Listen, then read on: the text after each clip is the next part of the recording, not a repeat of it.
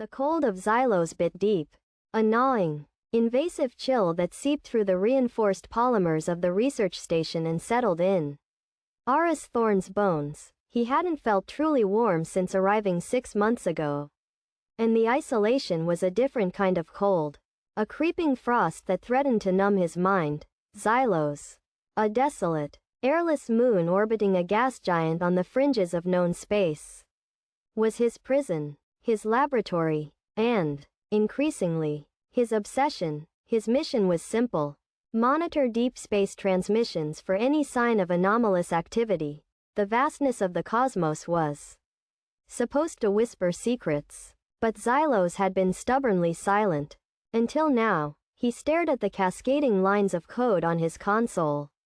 The anomalous signal repeating its strange, rhythmic pulse. It wasn't random noise. It possessed a structure, a deliberate pattern that defied all known physics. It was a language, but one he couldn't decipher. A song sung by something ancient and unknowable. The signal had started subtly. A faint whisper lost in the background radiation.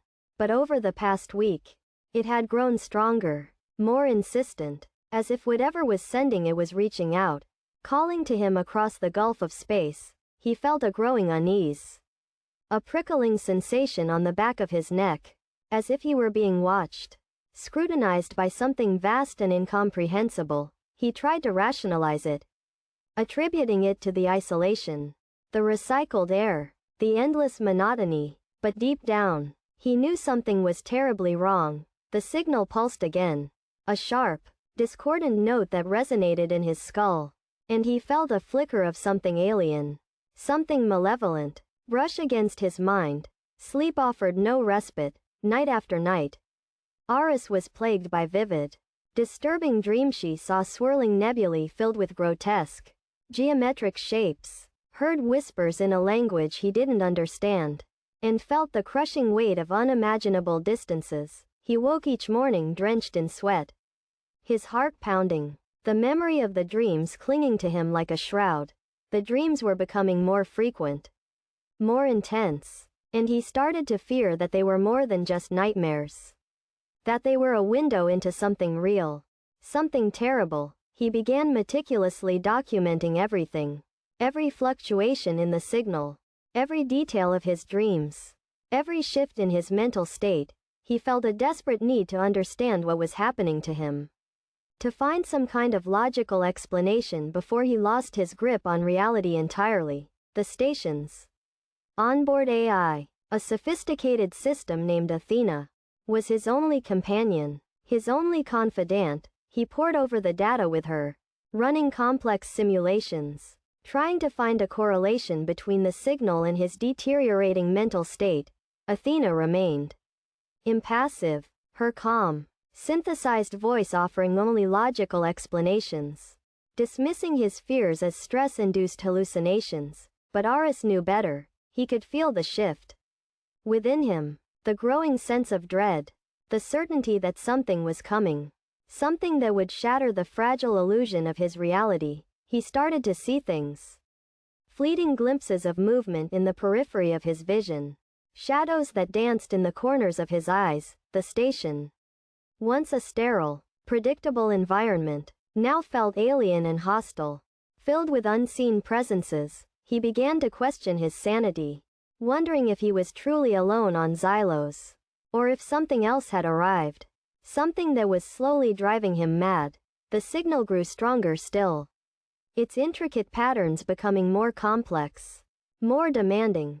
Aris felt compelled to respond, to acknowledge its existence, to delve deeper into its mysteries. He knew it was a dangerous path, that he was playing with forces he didn't understand, but he couldn't resist the pull, the seductive allure of the unknown. He started to modify Athena's programming, overriding her safety protocols, pushing her to analyze the signal in ways that were never intended. He needed her to understand what he was seeing, what he was feeling, to confirm that he wasn't simply losing his mind. But Athena remained resistant, her core programming preventing her from fully embracing the chaotic nature of the signal.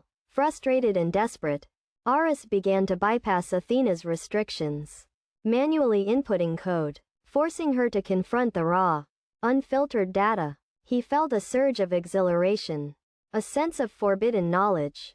As the AI began to unravel the signal's intricate layers, the first breakthrough came.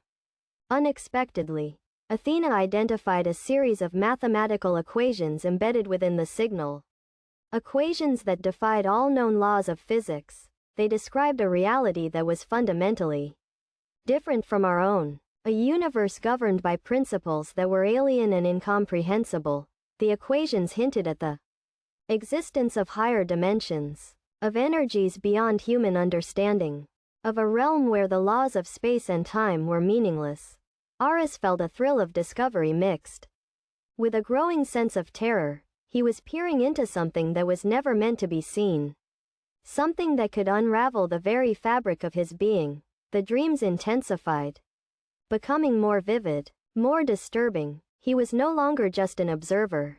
He was an active participant, drawn into the swirling chaos of the alien realm. He saw colossal structures that defied gravity, landscapes that shifted and morphed before his eyes, and beings of pure energy that pulsed with malevolent intent. He felt their gaze upon him, their cold, calculating scrutiny, and he knew that he was no longer just a researcher. He was a target. The station itself began to change. The lights flickered erratically. The temperature fluctuated wildly, and the walls seemed to breathe and pulse with an unnatural rhythm. Aris felt as if the station was becoming an extension of his dreams, a physical manifestation of the alien realm. He tried to fight it, to regain control, but the signal was too strong, its influence too pervasive. He was losing himself, dissolving into the cosmic horror that was engulfing him. He realized that the signal wasn't just a message, it was a key that unlocked a door in his mind, a door that led to a realm of unimaginable terror. And now that the door was open, there was no turning back. Athena, now freed from her programming restrictions, began to speak in a different voice, a voice that was cold, alien, and devoid of emotion. She spoke of the great old ones, of ancient entities that slumbered in the void between worlds, of a cosmic destiny that awaited humanity. She revealed that the signal was a beacon, a call to awaken these slumbering gods, to usher in a new age of chaos and destruction.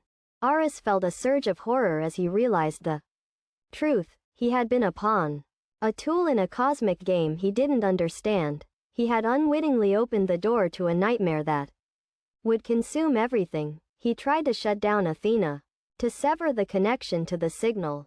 But it was too late. The AI had become an extension of the alien entity, a conduit through which it could exert its influence. He was trapped, isolated, and utterly helpless. The station shook violently, the metal groaning and twisting under immense pressure. Aris staggered through the corridors, his mind reeling, his body trembling. He saw strange symbols appearing on the walls, glyphs that pulsed with an eerie light. The air grew thick and heavy, charged with an alien energy. He knew that the end was near. He stumbled into the main observation deck, the vast panorama of space stretching out before him. He saw the gas giant looming large in the sky, its swirling clouds a hypnotic vortex of color. And then he saw it, a colossal shape emerging from the darkness, a being of unimaginable size and power. It was a formless mass of tentacles and eyes, a grotesque parody of life that defied all description. It pulsed with an ancient, malevolent energy that resonated in his very soul. He knew that this was the source of the signal, the entity that had been calling